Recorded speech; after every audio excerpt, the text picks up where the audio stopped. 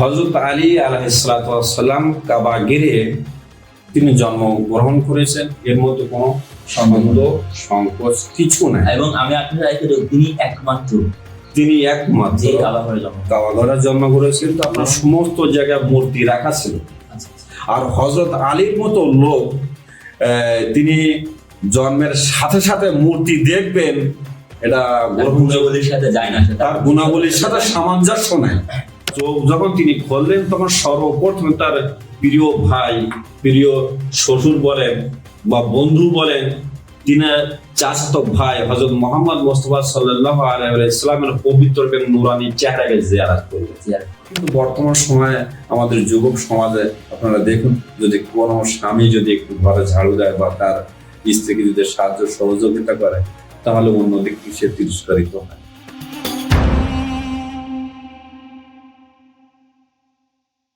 বিসমিল্লাহির রহমানির রহিম। আসসালামু আলাইকুম।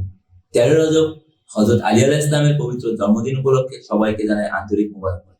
জাফারি পডকাস্টের নতুন একটি পর্বে আপনাদের সবাইকে আবারও স্বাগত। অনুষ্ঠানটি শুরু করতে চাই একটি হাদিসের মাধ্যমে। প্রিয় নবী মুহাম্মদ মুস্তাফা সাল্লাল্লাহু আলাইহি সাল্লাম বলছেন, আলী আমার থেকে, আমি আলী থেকে, এবং আলী ছাড়া কেউ মুমিনদের দায়িত্ব গ্রহণ করতে পারবে না। আজ আমরা আলোচনা করব হযরত আলী আলাইহিস সালামের কাবা ঘরে জন্মগ্রহণ, তার বিশেষ গুণাবলী এবং আরো কিছু বিষয় নিয়ে। আর আলোচনা করার জন্য আজকে আমাদের সাথে উপস্থিত আছেন ইসলামী শিক্ষা কেন্দ্রের প্রশিক্ষণ বিভাগের প্রধান হুজ্জাতুল ইসলাম মাওলানা আব্দুল লতিফ। আসসালামু আলাইকুম। ওয়ালাইকুম আসসালাম ওয়া রাহমাতুল্লাহি ওয়া বারাকাতুহু। কেমন আছেন আপনি?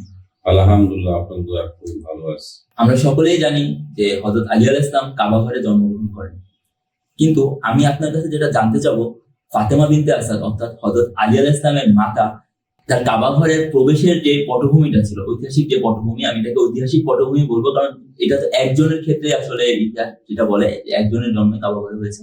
তো ঐতিহাসিক পটভূমিটা আমি আপনার কাছে জানতে চাবো। তো এই প্রশ্নের উত্তরে আমি কথা বলতে পারি, এই জন্ম সম্পর্কে বিভিন্ন মুহাক্কিক, গবেষক, এমনকি মুফাসসিরও বিভিন্নভাবে বর্ণনা করেছে।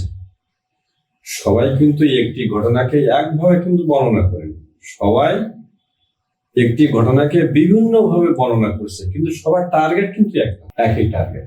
উদাহরণ দিয়ে আমি আমার কথাটি স্পষ্ট করতে চাই। হযরত আবু তালিব আলাইহিস সালাম তিনি তার সহধর্মিণী ফাতেমা বিনতে আসাদের হাত ধরে কাবা ঘরের দিকে আসছেন। তিনি দুঃখিত অবস্থায় ছিলেন। প্রশ্নকারী জিজ্ঞাসা করছে, আবু তালিব আপনি এত দুঃখিত কেন? মনে হচ্ছে যেন আপনার কোনো কষ্ট বেদনা অন্তরে যেন নিহিত রয়েছে। আবু তালিব আলাইহিস সালাম বললেন, ফাতেমা বিনতে আসাদ একটু অসুস্থ আছে। আবার এই ঘটনাটি অন্য এক গবেষক তিনি অন্যরকম ভাবে বর্ণনা করছেন। তিনি বলছেন, ফাতেমা বিনতে আসাদ একদল লোকের সাথে আসছিলেন, আস্তে আস্তে হঠাৎ তিনি ব্যথা অনুভব করলেন। আবার এই ঘটনাটি অন্য এক দল বলছে, হযরত আবু তালিব আলাইহিস সালাম, ফাতেমা বিনতে আসাদ এবং আমাদের প্রিয় নবী হযরত মুহাম্মদ মুস্তাফা সাল্লাল্লাহু আলাইহি ওয়াসাল্লাম তিনজনে একত্রিত ভাবে আসছিলেন। আসার পরে যখন কাবা গৃহ তওয়াফ করা শুরু করলেন, তখন হযরত ফাতেমা বিনতে আসাদ কি করলেন? ফাতেমা বিনতে আসাদ ব্যথা অনুভব করলেন। ফাতেমা বিনতে আসাদ রাসূলুল্লাহ সাল্লাল্লাহু আলাইহি ওয়াসাল্লামকে বললেন যে আমি ব্যথা অনুভব করছি। মানে এই ব্যথাটা আপনার যখন কাবা ঘরের সন্নিকটে ছিলেন সেই সময় কি এই ব্যথাটা অনুভব করেন? জি জি জি জি জি। কাবা ঘরের মধ্যে এখন কিন্তু প্রবেশ করেননি, বাস তওয়াফ অবস্থায় ব্যস্ত ছিলেন। সেটাই জানতে চাচ্ছি, কাবা ঘরে প্রবেশের আগের যে মুহূর্ত, সেই মুহূর্তটা সম্পর্কে আমি জানতে চাচ্ছি। আল্লাহ রাসূলকে বলেন, আল্লাহ রাসূল সাল্লাল্লাহু আলাইহি ওয়াসাল্লাম তিনি মহান আল্লাহ রাব্বুল আলামিনের নিকট হাত দুটো উঁচু করে দোয়া করলেন, বারালাহ বিহাক্কে মুহাম্মদ, আমি মুহাম্মদ আমার এই অবস্থা এবং এই ফাতেমা বিনতে আসাদের গর্ভে যে বাচ্চা রয়েছে সেই বাচ্চার অবস্থা, আপনি আমার চাচি ফাতেমা বিনতে আসাদের এই ব্যথাকে নিরাময় করে দিন। দোয়া শেষ হতে পারল না, কাবা ঘরের দেওয়াল আস্তে আস্তে আস্তে ফাটতে লাগলো, মাঝখান থেকে আস্তে আস্তে ফেটে যেতে লাগলো। হযরত মুহাম্মদ মুস্তাফা সাল্লাল্লাহু আলাইহি ওয়াসাল্লাম বুঝতে পারলেন, সাথে সাথে ফাতেমা বিনতে আসাদকে বললেন, আপনি কাবা গৃহে প্রবেশ করুন। যখন কাবা গৃহে প্রবেশ করলেন তখন আস্তে আস্তে আস্তে বন্ধ হয়ে গেল, দরজা বলছে আপনার দেওয়াল আবার বন্ধ হয়ে গেল। সেই সময়টুকু বিভিন্ন রাবিগণ তারা বলছে যে এটা একটা হঠাৎ আশ্চর্য বা মুজিজা স্বরূপ। আমরা দেখতে পাচ্ছি যে ফাতেমা বিনতে আসাদ তিনি আসছেন, আসার পরে তওয়াফ করছেন, তওয়াফ করতে করতে হঠাৎ তিনি কাবা গৃহের মধ্যে প্রবেশ করলেন এবং দেওয়াল সাথে সাথে বন্ধ হয়ে গেল। তখনই সমস্ত লোক, ওই মক্কার সমস্ত লোক এমন কোনো প্রচেষ্টা করেনি যে চাবি এনে দরজা খোলার জন্য চেষ্টা করবে। দরজা খোলার চেষ্টা করছে, সেই সময় চেষ্টা করছে মানে জান প্রাণের চেষ্টা করেছে, আচ্ছা আচ্ছা। কিন্তু কেউ খুলতে পারছে না। আমি এখানে আপনাকে আরেকটু বলতে চাই যে হাদিস থেকে যদি আসে, মানে কোনো হাদিস থেকে যদি জিজ্ঞাসা করি কোনো হাদিসে এমন ঘটনা বর্ণনা এসেছে কিনা। হাদিস বলতে আমি যখন আপনাদের সম্মুখে বললাম যে বিভিন্ন মহাক্কিক, বিভিন্ন গবেষক, তাহলে আমি আপনাদের বিভিন্ন লেখকের নাম বলতে পারি এবং তাদের বইয়ের নামও বলতে পারি। যেমন আহলে সুন্নাত ওয়াল জামাতের প্রসিদ্ধ গ্রন্থ সমূহতে আমি নাম নিতে পারি, তাদের প্রসিদ্ধ গবেষকের নাম নিতে পারি। ইবনে মাগাজালি তিনি তার সনদ দ্বারা উম্মে আম্মারা ইবাদা বিন নাজলা সাঈদি থেকে বর্ণনা করছেন।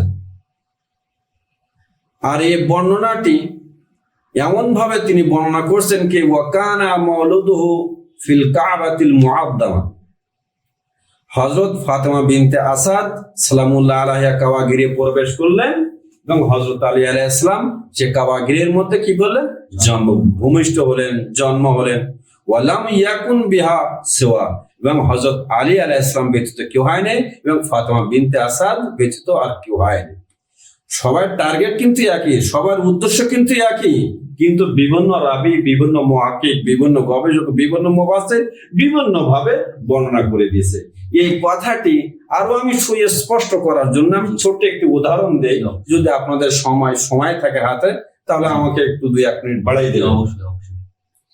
আল্লাহ রাসূল সাল্লাল্লাহু আলাইহি ওয়াসাল্লাম যখন হজ করে প্রত্যাবর্তন করছেন নিজের বাড়িতে, তখন তার অনুসারীরা যেন সহি সালামত থাকার জন্য বা সহি সালামতের জন্য সাদা স্বরূপ কি হয় ছাগল কুরবানি দিচ্ছেন, কি হয় উট কুরবানি দিচ্ছেন। তাহলে বিভিন্ন রাবি বিভিন্ন রকম বর্ণনা দিচ্ছে, বিভিন্ন প্রাণী, বিভিন্ন পশু পাখির নাম নিচ্ছে, কিন্তু একটি জায়গায় এসে তার ফলাফল একটাই দাঁড়ায়, সবাই সাদকা দিচ্ছে এবং প্রমাণ এটাই হয়েছে যে আল্লাহ রসুলের সহি সালিম থাকার জন্য কুরবানি হয়েছে কিনা, এইটাই হলো মেন। কুরবানি হয়েছে কিনা, ওর উদ্দেশ্যটা কি, সহি সালিম থাকার জন্য একটি কুরবান সাদকা দিয়েছে। আর সে সাদকা হোক সেটা গরু, হোক সেটা গোসমান, হোক সেটা ভেড়া, কোনো পার্থক্য করে না। এবার আমি আপনার কাছে যে প্রশ্নটি জানতে চাবো সেটা হচ্ছে, এতক্ষণ তো আমরা আসলে কাবা ঘরে প্রবেশের আগ পর্যন্ত যে পটভূমি ছিল সেই পটভূমি নিয়ে আলোচনা করলাম, ঐতিহাসিক পটভূমি নিয়ে। কাবা ঘরে হযরত আলী আলাইহিস সালামের জন্মের যে ঘটনা, সেখানে যে তিনি জন্মগ্রহণ করলেন সেই সময়ের ঘটনা, তার পরবর্তী কিছু দিনের ঘটনা, এইসব বিষয় নিয়ে যদি আমাদেরকে একটু বলেন।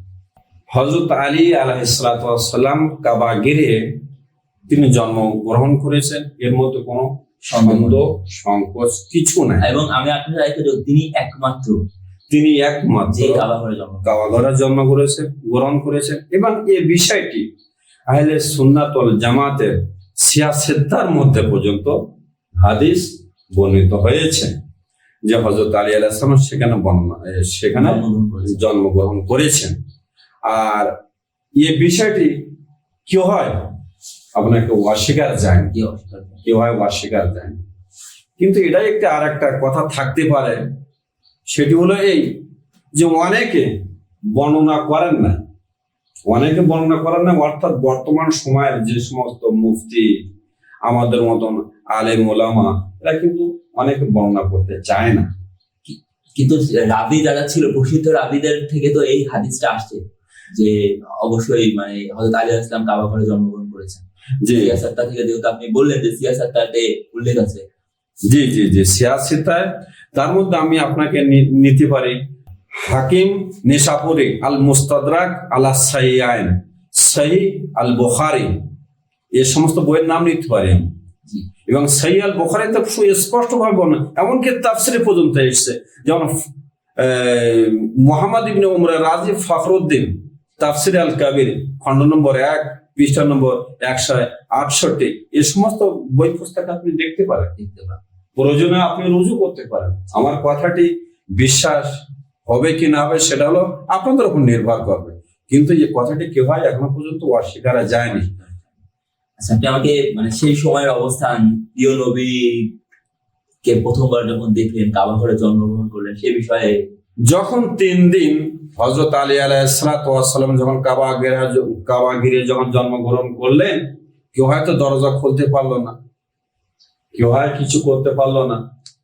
3 দিন পরে যখন হযরত আমাদের প্রিয় নবী হযরত মুহাম্মদ মুস্তাফা সাল্লাল্লাহু আলাইহি ওয়া সাল্লাম আসলেন, তখন তিনি দরজা খুলে প্রবেশ করলেন। প্রবেশ করার পরে সাথে সাথে ফাতিমা বিনত আসাদকে বললেন যে আলীকে আমার হাতে দাও। যখন তিনি হাতে করে নিয়ে আসছেন, যেন বিশ্বের লোক বা ওই যুগের লোক যেন দেখতে পাচ্ছে যে হাতে একটি চাঁদের টুকরো রয়েছে। তিনি হযরত আলী আলাইহিস সালাম একটা নূরানি চেহারা নিয়ে তিনি আস্তে আস্তে আস্তে আস্তে বাইরে আসলেন। এটা হলো সবথেকে একটা বড় দলিল যে প্রিয় নবী তাকে কাবা ঘর থেকে নিয়ে বাইরের দিকে আসছে। তো তার যে চোখ খোলার ব্যাপারে এরকম ইতিহাসে দেখি যে প্রথমবার যখন চোখ খুলেন। জি জি প্রথমবার এটা আমি আপনাকে এই প্রশ্ন উত্তরে এইভাবে দিতে পারি, যে সময় হযরত আলী আলাইহিস সালাম কাবা ঘরে জন্মগ্রহণ করেন, সেই সময়ের কথা আমি কিন্তু বলছি। সেই সময় কাবা ঘরের চতুর্দিকে বা কাবা ঘরের ছাদের উপর কিন্তু আপনার সমস্ত জায়গায় মূর্তি রাখা ছিল। আর হযরত আলীর মতো লোক তিনি জন্মের সাথে সাথে মূর্তি দেখবেন, এটা গুণাবলীর সাথে যায় না, তার গুণাবলীর সাথে সামঞ্জস্য নাই। তার গুণাবলী, কারণ আপনার সাথে আমি এখানে একটা বলতে চাই যে আল্লাহ কিন্তু তাকে একটা বিশেষ মর্যাদা দিয়েছে, যে তিনি কাবা ঘরের মতন পবিত্র স্থানে জন্মগ্রহণ করেছেন। তো তার সাথে আসলে এই জিনিসটা, এইটা তো সবচেয়ে বড় প্রাধান্যতা এটাই যে হযরত আলী আলাইহিস সালাম কাবা ঘিরে জন্মগ্রহণ করেছেন। এবং এই প্রাধান্যটি আমি বলতে পারি, আপনারা তো বলবেন যে এইরকম ভাবে বললেন, আমাদের আদম থেকে নিয়ে আর আমাদের শেষ নবী পর্যন্ত কোন নবী, কোন আম্বিয়া, কোন রাসূল, কোন গাউসে আজম, কোন প্রাণীর এই পর্যন্ত এখনো জন্মগ্রহণ করেনি। শুধুমাত্র একমাত্র হযরত আলী আলাইহিস সালাম কাবা ঘরে জন্মগ্রহণ করেছেন, এবং এই প্রাধান্যটি শুধুমাত্র তার জন্য। আমরা যে প্রশ্নে ছিলাম আর কি, যে আপনার তিনি যখন প্রথমবার চোখ খুলেন, চোখ খুলে তিনি কি প্রিয় নবীর যে চোখ খুলে জিয়ারত করেন? জি, চোখ যখন তিনি খুললেন, তখন সর্বপ্রথমে তার প্রিয় ভাই, প্রিয় শ্বশুর বলেন বা বন্ধু বলেন, তিনি চাচাতো ভাই হযরত মুহাম্মদ মুস্তাফা সাল্লাল্লাহু আলাইহি ওয়া সাল্লামের পবিত্র এবং নূরানি চেহারাকে জিয়ারত করলেন। তার আগে তিনি তিনি কখনো আজকে চোখ খোলেননি। ধন্যবাদ আপনাকে। তো আমরা তো হযরত আলী আলাইহিস সালামের মানে জীবনীতে দেখি অনেক, তার মধ্যে একটা হচ্ছে তিনি মানে অনেক সাহসী যোদ্ধা ছিলেন, বীর যোদ্ধা ছিলেন। বিভিন্ন যুদ্ধের আমরা দেখেছি তাকে, ইতিহাসে আছে, ঠিক আছে। কিন্তু আমি আপনার কাছে মানে উল্লেখযোগ্য, বিশেষ একটি উল্লেখযোগ্য তার গুণাবলী, একটি অথবা দুইটি গুণাবলী সম্পর্কে জানতে চাচ্ছি ইসলামের দৃষ্টিতে। আপনি খালি একটি বা দুইটি কেন জিজ্ঞাসা করবেন, আপনি হাজারটা জিজ্ঞাসা করতে পারেন। আর এই হযরত আলী আলাইহিস সালামের বিষয়ে হাজারো গুণাবলী বইয়ের মধ্যে রয়েছে, তাফসীরের মধ্যে রয়েছে, এবং রাবীরা বর্ণনা করছেন। তন্মধ্যে সর্বপ্রথম যে তেনার যে প্রাধান্যতা, তেনার যে ফজিলাতপূর্ণ যে একটি বিষয়, সেটা হলো কাবা ঘরে তিনি জন্মগ্রহণ করেছেন। নম্বর 2, আয়াতে তাতহীর, পবিত্র কোরআন মজিদের সূরা আহজাবের 33তম আয়াতটি তাদের শানে নাজিল হয়েছে। আয়ে মুআদ্দাত সূরা শূরার একটা দুইটা যদি আয়ে মুআদ্দাত অথবা আপনি আয়াতে তাকরীর থেকে যদি আমাদের বলতেন। বিসমিল্লাহির রহমানির রহিম।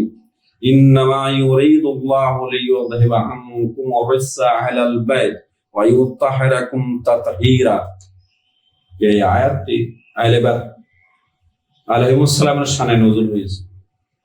পবিত্র কোরআন মজিদে ইরশাদ আছে, মহান আল্লাহ রাব্বুল আলামিন চান, হে আহলে বাইত, তোমাদেরকে পাক পবিত্র রাখতে যেরূপ ভাবে পাক ও পবিত্র রাখার হক আছে। তাহলে এখানে একটা চিন্তার বিষয় হলো এই যে আহলে বাইত আলাইহিস সালাম হলেন পবিত্র, কাবা ঘর হলো পবিত্র, আর খুদ কাবা ঘরে আল্লাহর বান্দাকে আল্লাহ তার নিজের ঘরে নিয়ে গেছে। সুবহানাল্লাহ। মানে এটা তার মর্যাদা এবং খোদার কাছাকাছি, খোদা যে তাকে পবিত্র ঘোষণা করছেন, এটা কিন্তু একটা প্রতীক। মানে এটা সব আমরা ছিল বলতে পারি যে সর্ব- প্রথম থেকে শুরু করে শেষ পর্যন্ত আর কি তার যে জীবনী, এখানে কিন্তু আসলে সর্বপ্রথম সর্বোত্তম সর্বশ্রেষ্ঠ দলিল হলো এটাই যে হযরত আলী কাবা ঘিরে জন্মগ্রহণ করেছেন। আল্লাহর ঘর হলো পবিত্র, সেখানে অপবিত্রদের কোনো স্থান নাই। এটা আপনাদের যদি বিবেক থাকে, বুদ্ধি থাকে, তাহলে বুঝে নেবেন। আর অবশ্যই আমার এই কথাটি যারা শিক্ষিত জ্ঞানী মহলের লোক, তারা অবশ্যই ভালোভাবে বুঝে নেবেন। এটা আমরা জানি যে 13 রজব হযরত আলী আলাইহিস সালামের জন্মদিন। তো এই দিনকে আসলে ইসলামিক পিতা দিবসও বলা হয়। তো আমি তার অন্যান্য গুণাবলী নিয়ে আলোচনা হয়ে থাকে, কিন্তু আমি তার এই বিষয়টা নিয়ে একটু আলোচনা করতে চাই যে একজন বাবা হিসেবে সন্তানদের সাথে তার মানে সম্পর্ক কেমন ছিল, এবং এটা আমাদের জন্য কি, যারা বাবা তাদের জন্য এটা কি শিক্ষা নিয়ে দাঁড়াতে পারে। জি জি, খুব সুন্দর প্রশ্ন করেছেন আপনি। এই যে হযরত আলী আলাইহিস সালাম একজন বাবা হিসেবে তিনি তার সন্তানদের সাথে কেমন আচার আচরণ করতেন। আমি একটি কথা বলতে চাই, সে কথাটি হলো এই, দেখতে হবে যে হযরত আলী আলাইহিস সালাম কাদের কাছে বা কার কোলে লালিত পালিত হয়েছেন। আমরা ইতিহাস গ্রন্থে দেখতে পাই, হাদিস গ্রন্থে দেখতে পাই, বা তাফাসির গ্রন্থে দেখতে পাই যে হযরত আলী আলাইহিস সালাম তিনি লালিত পালিত হয়েছেন আমাদের প্রিয় নবী খাতামুল আম্বিয়া তাজদারে মক্কা ও মদিনার কোলে তিনি লালিত পালিত হয়েছেন। হযরত মুহাম্মদ মুস্তাফা সাল্লাল্লাহু আলাইহি ওয়া সাল্লামের যেমন ভাবে আচার আচরণ ছিল, ঠিক তেমনি ভাবে হযরত আলীর মধ্যে ছিল। হযরত রাসূলের খোদা যে আচরণটি ছিল উত্তম, সেই আচরণটি আপনার হযরত আলীর মধ্যে শুয়ে এসেছে। যদি আমরা বলি আমরা সবাই বলি এই কথা যে হযরত রাসূল আকরাম সাল্লাল্লাহু আলাইহি ওয়া সাল্লাম হলেন সর্বোত্তম আদর্শ আমাদের জন্য, অবশ্যই, তাই না? জি অবশ্যই। তাহলে হযরত আলী আলাইহিস সালাম তিনি রসুলের কাছে লালিত পালিত হয়েছেন, তার কাছে বড় হয়েছেন। তাহলে এই আচার আচরণটি কার কাছ থেকে শিখবেন? অবশ্যই তিনি প্রিয় নবীর কাছ থেকে শিখবেন। এবারে এখানে আসেন যেরূপ ভাবে হযরত মুহাম্মদ মুস্তাফা সাল্লাল্লাহু আলাইহি ওয়া সাল্লাম ছোট বাচ্চাদেরকে আদর করতেন, স্নেহ করতেন, সালাম কালাম করতেন, ঠিক ততরূপ ভাবে হযরত আলী আলাইহিস সালাম ছোট ছোট বাচ্চাদেরকে তিনি আদর করতেন, স্নেহ করতেন, শিক্ষা দিতেন, বা তিনি তার সন্তানদেরকে ঠিক ওইরূপ ভাবে শিক্ষা দিয়েছেন। আবার এবং তিনি তিনার সন্তানের মধ্যে এবং অপর সন্তানের মধ্যে কোনো প্রকার পার্থক্য সৃষ্টি করতেন না। তিনি যেমন ভাবে নিজের সন্তানদেরকে আমর বিল মারুফ ওয়া নাহি আনিল মুনকার, অর্থাৎ সৎ কাজের আদেশ, অন্যায় কাজে বাধা দেওয়ার জন্য তিনি আদেশ করতেন, ঠিক ততরূপ ভাবে অন্য বাচ্চাদেরকেও তিনি এরূপ আদেশ করতেন। যেভাবে তিনি তিনার সন্তানদেরকে বলছেন আল্লাহকে অনুসরণ করো, ঠিক তেমনি ভাবে অন্যদেরকে বলতেন যে তোমরা আল্লাহকে অনুসরণ করো। যেভাবে তিনি তার সন্তানদেরকে বলতেন নামাজের কথা, রোজার কথা, হজের কথা, যাকাতের কথা, তাওয়াল্লার কথা, আমর বিল মারুফ ওয়া নাহি আনিল মুনকারের কথা, ঠিক ততরূপ ভাবে অন্য বাচ্চাদের সাথে তিনিও এরকম একই রকম আচার আচরণ করতেন। কোনো পার্থক্য নেই। আমাদের প্রিয় নবীর ব্যবহার এবং হযরত আলীর ব্যবহারের মধ্যে কোনো পার্থক্য নেই। এই জন্য কিন্তু আমি আপনার সাথে রেখে এটা বলতে চাই, অনেক অনেক মানে প্রচলিত একটা হাদিস আছে যে আমি জ্ঞানের শহর, আলী তার দরজা। জি জি জি, বিসমিল্লাহির রহমানির রহিম, আনা মাদিনাতুল ইলম ওয়া আলিউন বাবুহা, আমি বিদ্যার সাগর, আলী তার দরজা, আমি বিদ্যার শহর, আলী তার দরজা, আমি বিদ্যার ঘর, আলী তার দরজা। তাহলে এবারে যদি কোনো ব্যক্তি শিক্ষা অর্জন করতে চায়, জ্ঞান নিতে চায়, তালিম হাসিল করতে চায়, তাহলে তার দরজা দিয়ে আসতে হবে, অর্থাৎ হযরত আলীর পথ দিয়ে আমি আপনার সাথে সাথে রেখে আর কি বললাম যে আপনি বলছেন যে নবী সাল্লাল্লাহু আলাইহি ওয়াসাল্লামের সাথে সে লালিত পালিত হয়েছে, নবী সাল্লাল্লাহু আলাইহি ওয়াসাল্লাম যেমন ছিলেন ঠিক তেমনই ছিলেন তিনি। সেখান থেকে আর কি যেহেতু নবী নিজেই বলছেন আমি জ্ঞানের স্বর, আলী তার দরজা, অর্থাৎ তার কাছে যে জ্ঞান আছে বা যেটা আছে সেই আলী আলাইহিস সালামকে সেই জ্ঞানগুলো দিয়েছেন।